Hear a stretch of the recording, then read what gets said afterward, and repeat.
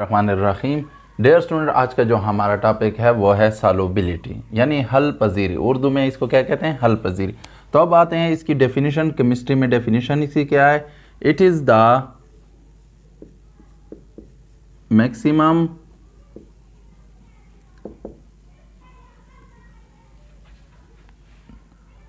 Grams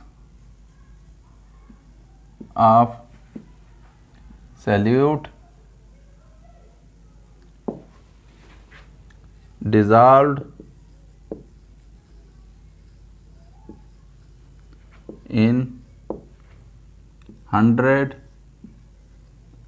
grams of water। ठीक है, क्या मतलब है? यानी ज़्यादा से ज़्यादा सॉल्यूट के ग्राम यानी सॉल्यूट की मिकदार आप मास ले लें उसका ग्राम में, तो कितने ग्राम्स ऑफ सॉल्यूट किसमें? 100 ग्राम्स ऑफ वाटर में डिज़ॉल्व्ड हो सकते हैं। आपने तब तक डालना है जब तक अनडिज़ॉल्व फॉर्म में नीचे बैठ ना जाए, जो फिर हल ना हो स्टीरिंग वगैरह से। गर्म नहीं करना, एक टेम्परेचर पर अगर मैं एक और साथ ऐड कर देता हूँ, एट ए पर्टिकुलर टेम्परेचर, यानी टेम्परेचर फिर आपने लिखना है कि इतने टेम्परेचर पर मैंने इतने ग्राम्स ऑफ सॉल्यूट डिज़ॉल्व किए इन 100 ग्राम्स ऑफ वाटर में, क्योंकि टेम्परेचर के साथ जो है सॉल्युबिलिटी वो चेंज होती है। डिफरेंट सब्सटेंस, किसी की इंक्रीज़ होती है, किसी की डिक्रीज़ होती है। तो इसलिए आपने टेम्परेचर भी मेंशन करना है। जब आप स्टेटमेंट लिखेंगे तो उसमें टेम्परेचर मेंशन करना है कि मैंने 25 सेंटीग्रेड पर हल किया है इतने ग्राम्स ऑफ सॉल्यूट, ठीक है, इन 100 ग्राम्स ऑफ वाटर, या मैंने 30 सेंटीग्रेड पर, या केल्विन में अगर कर रहे हैं तो केल्विन में फिर बताएं। ठीक है, तो आपने टेम्परेचर भी मेंशन करना है। ठीक है, तो इसके लिए आप मैथमेटिकली क्या फार्मूला है? Solubility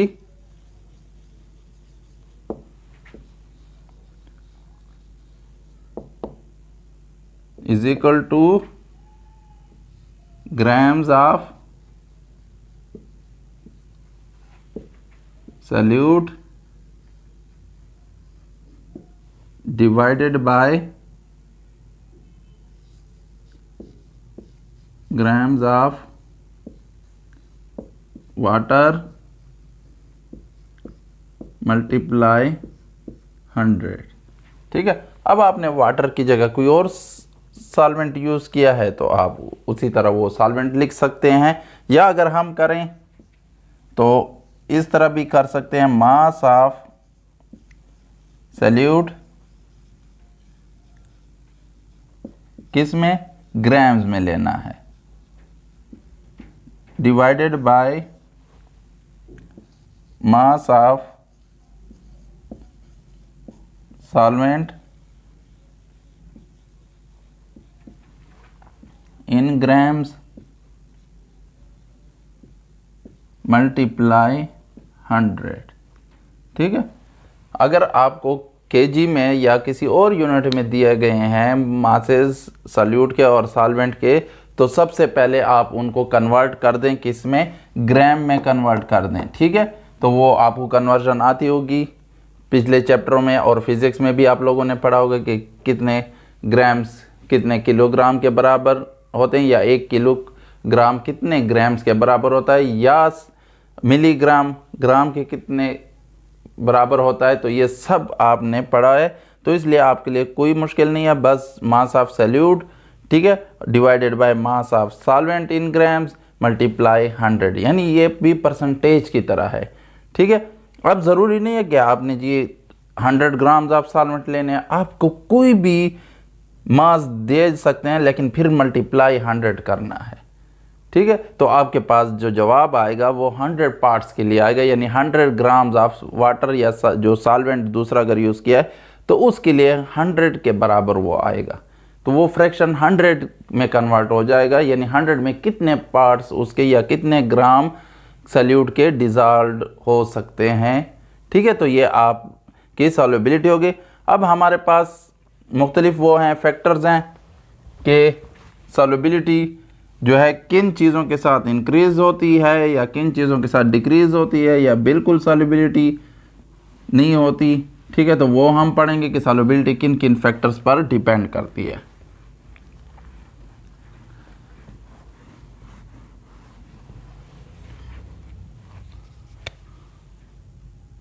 solubility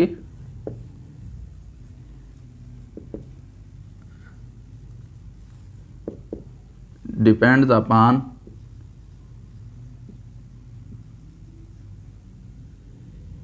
number 1 nature of solvent, यानी सॉल्वेंट के नेचर पर डिपेंड करती है। Number 2 nature of solute, and number 3 pressure पर। नंबर 4 टेम्परेचर पर। तो हम 1 बाय 1 पढ़ेंगे अब कि इनका इफेक्ट कैसा है, इसको डिस्कस करते हैं। तो सबसे पहले हम आते हैं नेचर ऑफ सॉल्वेंट कि नेचर ऑफ सॉल्वेंट जो है वो किस तरह अफेक्ट करता है सॉल्युबिलिटी को of a particular solute in different solvents. तो हमें पता है लाइक dissolves like, क्या मतलब है? एक जैसी चीजें एक दूसरे को हल करती हैं। किस तरह, क्यों हल करती हैं? जब solute and solvent have same structural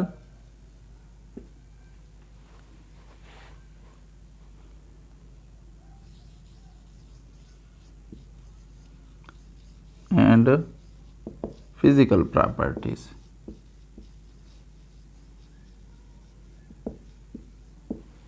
इसका क्या मतलब है? यानी स्ट्रक्चर से मुराद यह है कि वो पोलर हैं या नॉन पोलर हैं। ठीक है, अगर आपका सॉल्यूट पोलर है और सॉल्वेंट भी पोलर है तो वो solubility to great extent show करेगा, और अगर आपका सॉल्यूट नॉन पोलर है और सॉल्वेंट पोलर है तो फिर वो क्या होगा, उसमें सॉल्युबिलिटी उसकी नहीं होगी। ठीक है, या होगी तो बहुत ही मिनिमम होगी, वो ऐसे होगी ना होने के बराबर होगी। ठीक है, फॉर एग्जांपल हम बेंजीन लेते हैं तो इसको वाटर में सॉल्युबल करते हैं। ठीक है, वाटर क्या है? पोलर सॉल्वेंट है,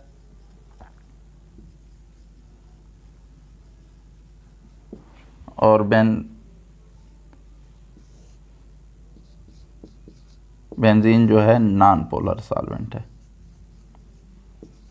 नॉन पोलर। ठीक है, तो बेंजीन कभी भी सॉल्युबिलिटी शो नहीं करेगा क्योंकि दोनों की जो कैरेक्टरिस्टिक हैं स्ट्रक्चरल वो क्या है, बिल्कुल अपोजिट हैं, तो नो सॉल्युबिलिटी। आप अगर लेते हैं यही बेंजीन को डिज़ोल्व करते हैं किस में, एन हेक्सेन में, तो एन हेक्सेन भी क्या है, नॉन पोलर सॉल्वेंट है, नॉन पोलर है, तो इसमें ये क्या होगी, सॉल्युबल होगा, क्योंकि दोनों नॉन पोलर हैं तो ये सॉल्युबल होगा। इसी तरह अगर आपने NaCl लिया है, NaCl, और इसको वाटर में आप सॉल्युबल कर रहे हैं तो ये सॉल्युबल हो जाएगा टू ग्रेटर एक्सटेंट, क्योंकि ये आयनिक है और ये क्या है, पोलर है, तो ये एक दूसरे के यानी एक जैसी इनके कैरेक्टरिस्टिक हैं फिजिकल एंड स्ट्रक्चरल। ठीक है, और अगर यही NaCl आप किस में डिज़ोल्व करें, बेंजीन जो नॉन पोलर है, तो ये नॉट सॉल्युबल होगा, कभी भी हल नहीं होगा। इसी तरह आप इसको कुकिंग ऑयल वगैरह में डाल दें जो नॉन पोलर होते हैं तो उनमें भी ये सॉल्युबल नहीं होता है। ठीक है, तो ये आपकी हो गई नेचर ऑफ सॉल्वेंट। अब आते हैं नेचर ऑफ सॉल्यूट। वो भी यही चीज़ है, सिर्फ आपने क्या करना है, डिफरेंट सॉल्यूट्स की हमने वाटर में सॉल्युबिलिटी का कंपैरिजन करवाना है कि एक ही सॉल्वेंट हमने लिया है लेकिन सॉल्यूट को हम चेंज करेंगे तो डिफरेंट सॉल्यूट की डिफरेंट सॉल्युबिलिटी होगी। Nature of solute second one. तो सॉल्यूट जो है, फॉर एग्जांपल आपने क्या लिया है, NaCl और सुक्रोज यानी शुगर लिया है, चीनी। ठीक है, तो इसको जो सॉल्युबिलिटी होगी इन वाटर तो बहुत ज़्यादा होगी, मोर सॉल्युबिलिटी। क्यों? ये आयनिक है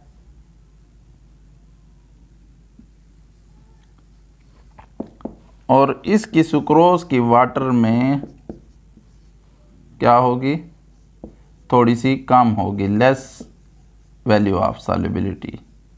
यानी ये बनिस्बत नमक के NaCl के ये क्या है, ये आयनिक है।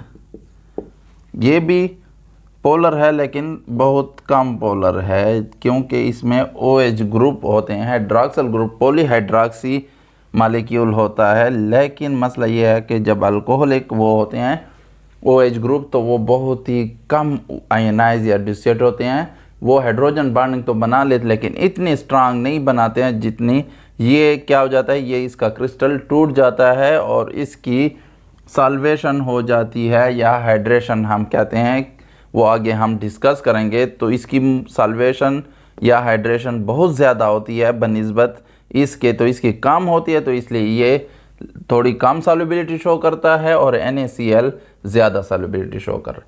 यानी नेचर ऑफ सॉल्यूट भी क्या है, दोनों एक आयनिक है दूसरा पोलर है, लेकिन फिर भी इनके सॉल्युबिलिटी में फ़र्क आ रहा है। तो जो सॉल्युबिलिटी है वो नेचर ऑफ सॉल्यूट भी डिपेंड कर, हमने सॉल्वेंट सेम रखा है। इसी तरह NaCl हल हो रहा है, सुक्रोज हल हो रहा है, लेकिन अगर आपने बेंजीन या बेंजीन की जगह भी मैं क्या कर लेता हूँ, ऑयल वाटर में, ठीक है, आप कुकिंग ऑयल या कोई और ऑयल ले लें, ऑर्गेनिक ऑयल्स, तो ये क्या करेंगे, नो सॉल्युबिलिटी। वाटर वही है, सॉल्वेंट वही है, हमने सिर्फ सॉल्यूट चेंज किए हैं। तो उनकी भी जो कुछ ये दो सॉल्युबल हैं लेकिन फिर भी सॉल्युबिलिटी में फ़र्क आ रहा है, जबकि ऑयल तो बिल्कुल सॉल्युबल ही नहीं है। इसी तरह आप बेंजीन डाल दें तो वो भी सॉल्युबल नहीं है। ठीक है, तो ये नेचर ऑफ सॉल्यूट पर भी डिपेंड करती है। अब आते हैं थर्ड वन हमारी,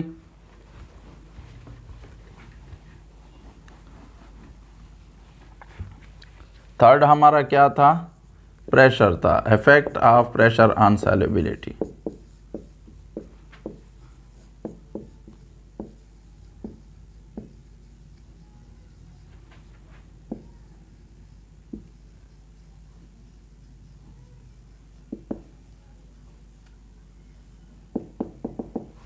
ठीक है, तो प्रेशर हैज़ नो इफेक्ट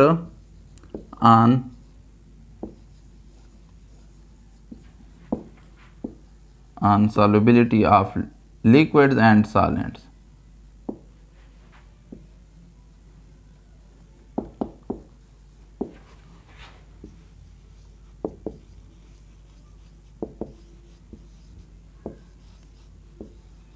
यानी क्योंकि ये नॉन कंप्रेसिबल हैं तो इनकी सॉल्युबिलिटी पर कोई इफेक्ट नहीं है प्रेशर का।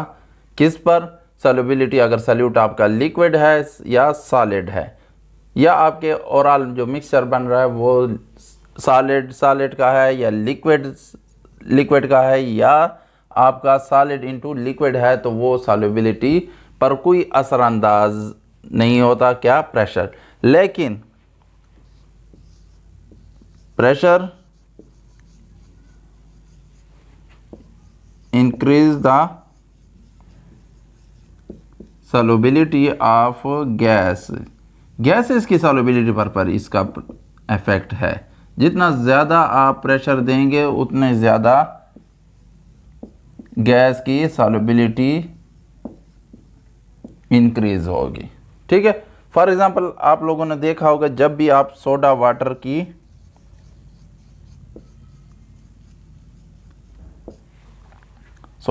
की बॉटल ओपन करते हैं तो क्या होता है, एफरवेंसेस निकलते हैं और उससे CO2 इवॉल्व हो जाती है।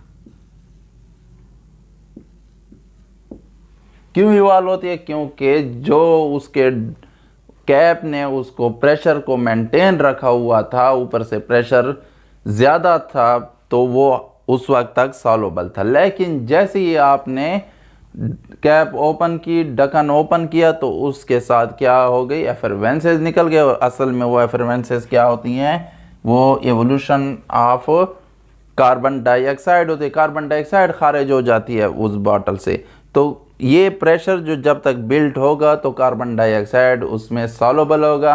प्रेशर आपने डिक्रीज कर दिया तो क्या हो गया, कार्बन डाइऑक्साइड वहाँ से निकल गई। ठीक है। तो गैसेस की प्रेशर के साथ क्या होता है, इंक्रीज होती है सॉल्युबिलिटी, जबकि लिक्विड और सॉलिड की सॉल्युबिलिटी पर प्रेशर का कोई इफेक्ट नहीं होता। तो थर्ड वन, जो फोर्थ वन, लास्ट वन हमारा जो फैक्टर्स है जिस पर सॉल्युबिलिटी डिपेंड करती है, तो वो क्या है, टेम्परेचर। टेम्परेचर का डिफरेंट, उस पर डिफरेंट इफेक्ट है। Solubility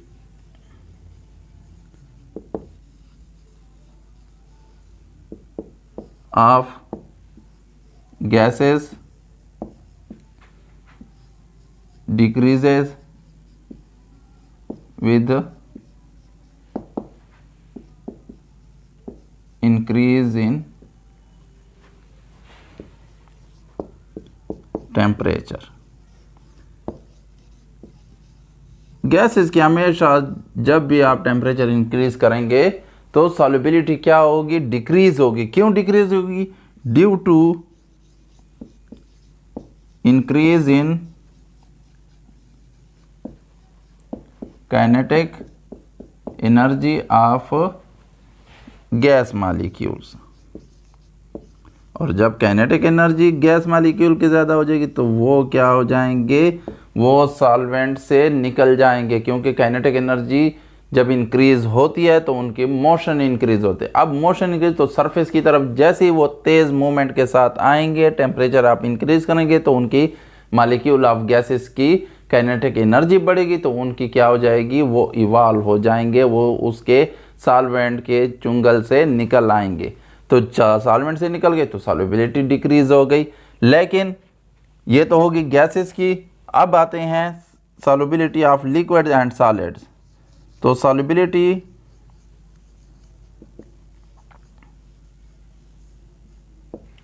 of liquids and solids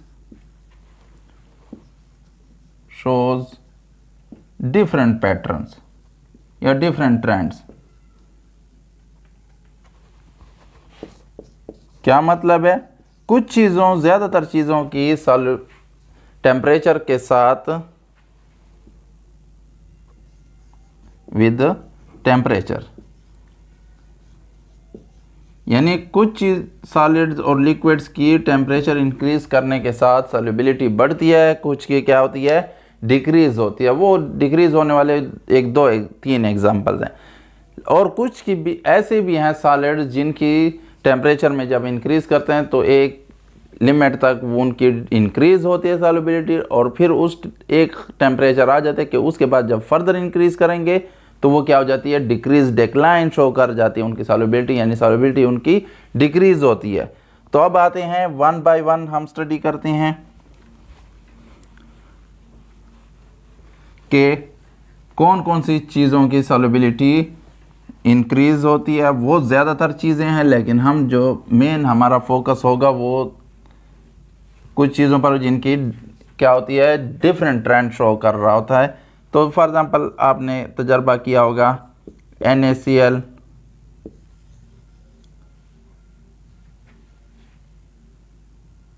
इस पर टेम्परेचर का कोई इफेक्ट नहीं होता, ठीक है। इसी तरह शुगर सुक्रोज ले लें तो इसकी सॉल्युबिलिटी क्या होती है, इंक्रीज होती है विद इंक्रीज इन टेम्परेचर।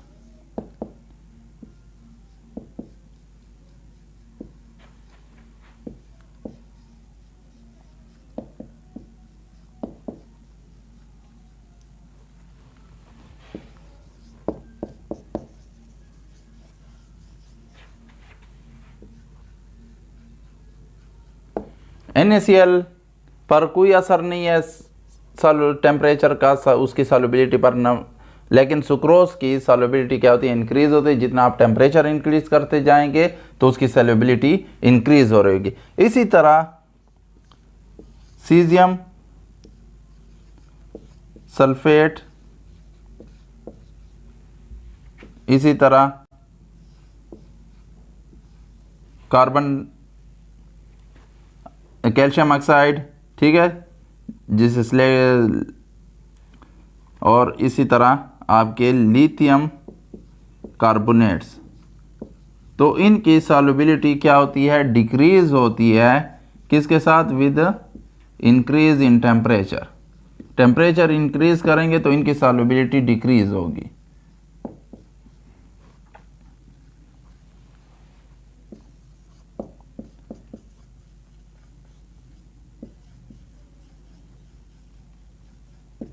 ठीक है, तो इन तीन उसकी क्या होती है, सॉल्युबिलिटी डिक्रीज होती है विद इंक्रीज इन टेम्परेचर। जितना आप टेम्परेचर इंक्रीज करते जाएंगे इनकी सॉल्युबिलिटी डिक्रीज होती जाएगी। अब आते हैं एक लास्ट एग्जांपल की तरफ कि उसकी सॉल्युबिलिटी जो है ना वो डिफरेंट ट्रेंड शो करती है टेम्परेचर के साथ। सोडियम सल्फेट Na2SO4, ये जो है 32 सेंटीग्रेड 32.4 सेंटीग्रेड तक सॉल्युबिलिटी इसकी इंक्रीज होती है विद इंक्रीज, ठीक है। टेम्परेचर इंक्रीज करना 32.4 सेंटीग्रेड पर ये इसकी टेम्परेचर सॉल्युबिलिटी क्या होगी,